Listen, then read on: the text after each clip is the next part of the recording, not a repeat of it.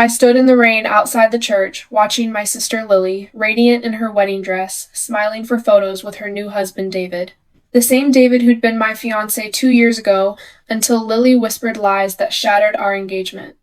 Her betrayal wasn't just personal, it was a calculated theft of my happiness, rooted in our mother's favoritism.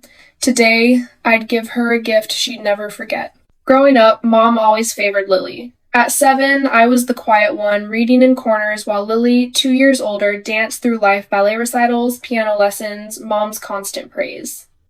"Lily's our star," she'd say, her hand on Lily's shoulder. "Never mine." I swallowed the hurt, building a life of my own, college at 19, a marketing job, an engagement to David at 24, until Lily, at 26, decided she wanted him to. It started with rumors. Anonymous texts to David claimed I'd cheated during college, backed by forged emails Lily planted. I found them later, buried in his inbox after he left me, citing trust issues. Lily was there to console him, her tears so convincing I almost believed her grief. 6 months later, they were dating. Mom beamed at their engagement party, calling it fate. I stopped speaking to her after that.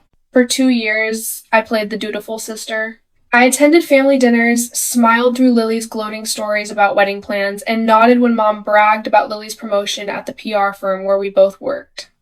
I hid my pain behind perfect pitches and late-night spreadsheets, climbing the ranks while Lily took credit for my ideas.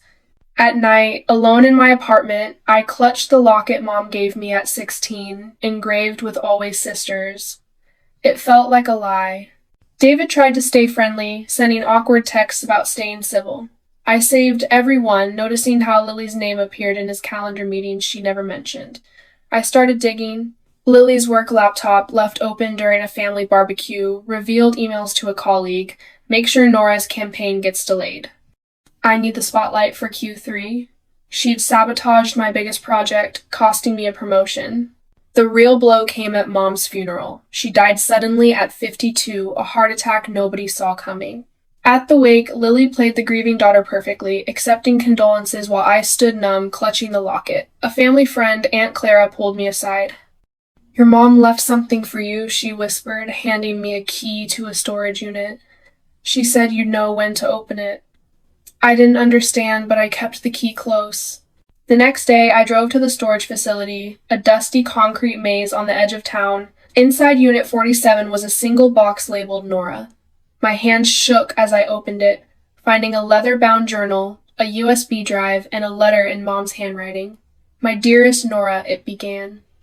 "If you're reading this, Lily's gone too far. I'm sorry I didn't protect you." My breath caught. Mom knew?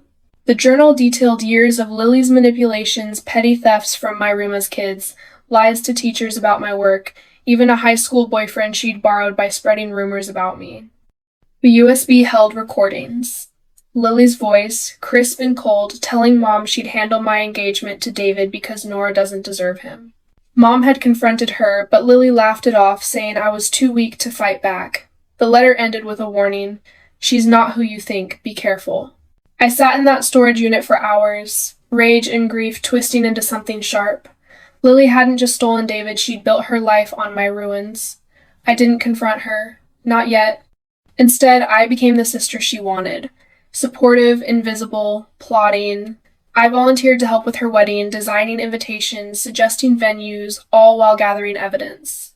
At work, I accessed the firm's server, finding Lily's performance reviews. She'd inflated her metrics, claiming my campaigns as hers. I cross-referenced her emails with client contracts, uncovering a pattern. She'd bribed a junior analyst to fudge numbers, securing her bonuses. I saved everything to an encrypted drive, hidden in my locket's false back. At home, I recorded her casual boasts at family dinners, her snide comments about my failure with David. "Nora's better off single," she'd say, smirking. "She's not cut out for love." I smiled back, my phone's voice memo running under the table. I hacked her social media, finding private messages to David. "Nora's still hung up on you. Pathetic." Each piece fueled my resolve. 6 months before the wedding, I met with Clara again. She introduced me to a private investigator, Mr. Kessler, who'd worked for Mom. "Your mother suspected something about Lily," he said, handing me a sealed envelope. She never got to finish her investigation. Inside were adoption records, Lily's. Mom and Dad had adopted her at birth, a secret they'd kept from us both. The twist hit like a punch. Lily wasn't my biological sister. Her birth mother, Elise, had been Mom's cousin, desperate and broke, who died shortly after giving Lily up. The revelation reframed everything. Lily's jealousy, her need to outshine me, it wasn't just sibling rivalry. She'd known since she was 15, found the records in Mom's study, and turned her insecurity into a vendetta. Mom's journal confirmed it. Lily had blackmailed her with the secret, demanding favoritism to even the score. I wasn't just avenging myself, I was avenging Mom's silence. I spent months building my case. Kessler helped me trace Lily's financial trail, uncovering offshore accounts where she'd funneled bonuses from her falsified work. I consulted a lawyer, Miss Harper, who specialized in corporate fraud. "This is airtight," she said, reviewing my evidence. "But what's your endgame?" I didn't want Lily in jail, not yet. I wanted her to lose everything she'd stolen. Publicly, painfully. The wedding was my stage. I offered to give a speech, knowing Lily couldn't resist the optics of sisterly love. I spent weeks crafting my gift, a sleek digital slideshow disguised as a tribute, loaded onto a tablet I'd give her at the reception.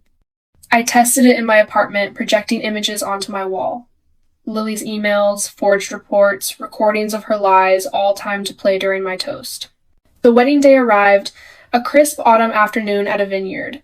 Lily glowed in white, David oblivious at her side. Guests milled under fairy lights, sipping champagne, while I adjusted the tablet in my purse. During cocktail hour, I found Lily in the bridal suite, fussing with her veil.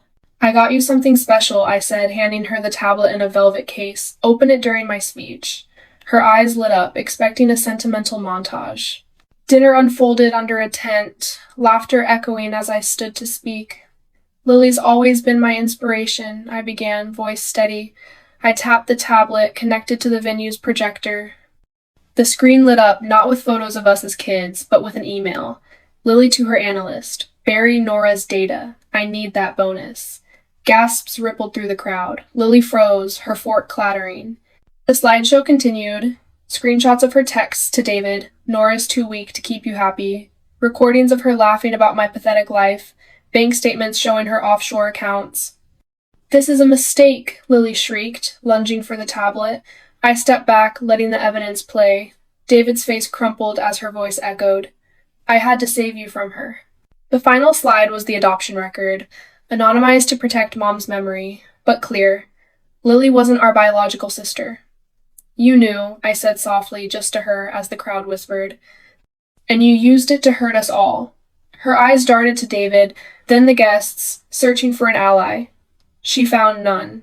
"Nora, please," she whispered, tears streaking her mascara. "I didn't mean, you meant every word," I cut in. "And now everyone knows." I turned to the guests. "I'm sorry to disrupt. I just couldn't let her rewrite our family's story anymore." I walked out, leaving Lily sobbing, David staring at the ground. The fallout was swift. David called off the marriage that night, unable to look at Lily.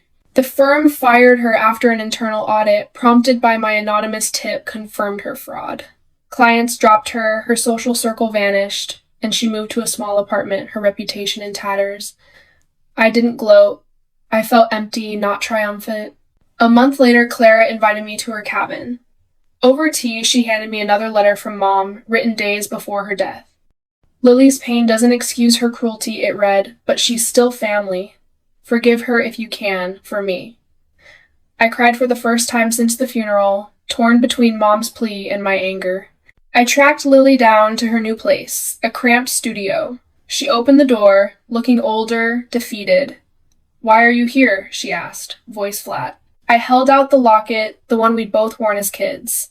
"Mom wanted us to be sisters," I said. "I don't know if we can be, but I'm trying." She took it, her fingers trembling, and shut the door without a word. I didn't pursue charges.